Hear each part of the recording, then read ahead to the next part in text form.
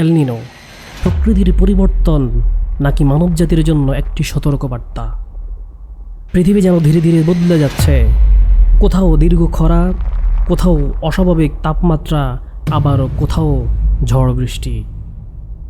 বিজ্ঞানীরা বলছেন এই পরিবর্তনের পেছনে অন্যতম একটি কারণ হলো এল নিনো।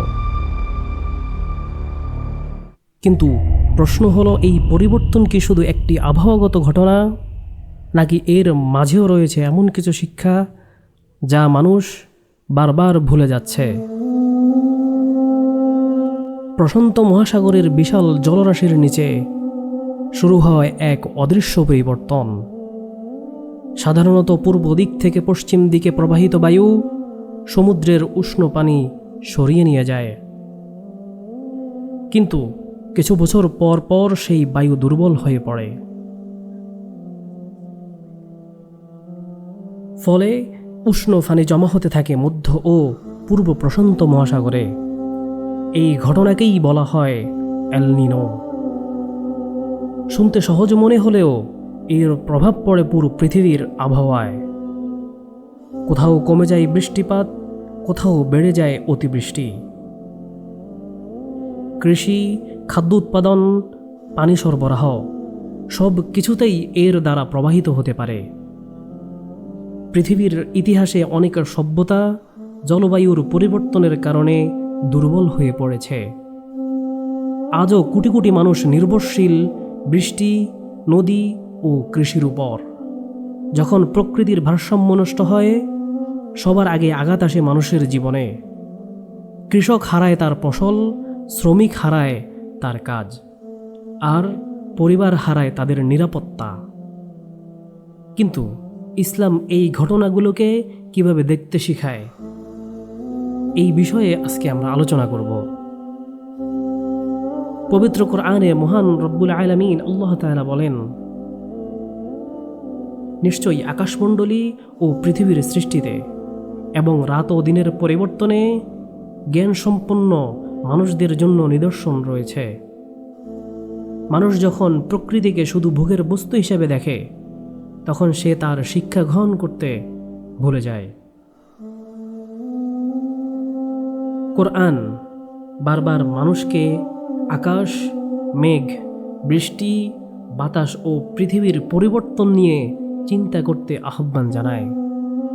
কারণ প্রকৃতি শুধু একটি ব্যবস্থা নয়, এটি আল্লাহর অসংখ্য নিদর্শনের একটি অংশ। আজ পৃথিবীর বিজ্ঞানীরাও বলছেন, বন উজাড়, দূষণ, অপচয় এবং পরিবেশের প্রতি অবহেলা জলবায়ু সংকটকে আরও জটিল করে তুলছে। কোরআনে আল্লাহ তাআলা আরও বলেছেন, মানুষের কৃতকর্মের কারণেই জলে ও স্থলে বিপর্যয় ছড়িয়ে পড়ছে। এই আয়াত আমাদের স্মরণ করিয়ে দেয়, মানুষ শুধু পৃথিবীর ভোগকারী নয়, সে পৃথিবীর দায়িত্বশীল রক্ষণাবেক্ষণকারীও। রাসূল সাল্লাল্লাহু আলাইহি সাল্লাম পরিবেশের প্রতি অসাধারণ দায়িত্ববোধ শিখিয়েছেন। তিনি পানির অপচয় করতে নিষেধ করেছেন, গাছ লাগাতে উৎসাহ দিয়েছেন, এমনকি কিয়ামত উপস্থিত হলেও হাতে থাকা চারা রোপণ করতে বলে গেছেন। এই শিক্ষা আমাদের জানায়, একজন মুমিন কখনো ধ্বংসের মানসিকতা নিয়ে বাঁচতে পারে না। সে সবসময় গঠন করে, রক্ষা করে এবং পৃথিবীকে সুন্দর রাখতে চেষ্টা করে। হয়তো এল নিনো শুধু একটি প্রাকৃতিক ঘটনা, হয়তো এটি পৃথিবীর দীর্ঘদিনের একটি জলবায়ু চক্র, কিন্তু এর প্রভাব আমাদের একটি প্রশ্নের সামনে দাঁড় করায়। আমরা কি সত্যিই এই পৃথিবীর প্রতি আমাদের দায়িত্ব পালন করছি? আমরা কি প্রকৃতির নিদর্শন থেকে শিক্ষা নিচ্ছি, নাকি সতর্কবার্তা দেখেও উদাসীন হয়ে আছি? মানুষের বিবেকও পরীক্ষার মুখোমুখি হয়, আর সেই পরীক্ষার সফল শুধুমাত্র তারাই হয় যারা জ্ঞান অর্জন করে, সত্যকে চিনে এবং সৃষ্টিকর্তার দিকে ফিরে আসে।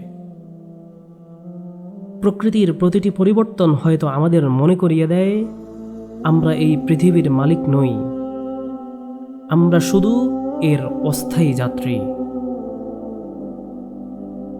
শুধু এল নিনোই নয়, এই পৃথিবীতে আল্লাহ তাআলা আমাদের উপর যত রকমের দুর্যোগ দিয়ে থাকেন সবগুলোর পিছনেই কিছু না কিছু কারণ রয়েছে।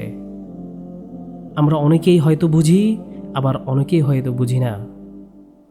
তাই আল্লাহ তাআলা আমাদেরকে যথাযথ জ্ঞান দান করুন এবং সকল দুর্যোগ থেকে আমাদেরকে হেফাজত করুন।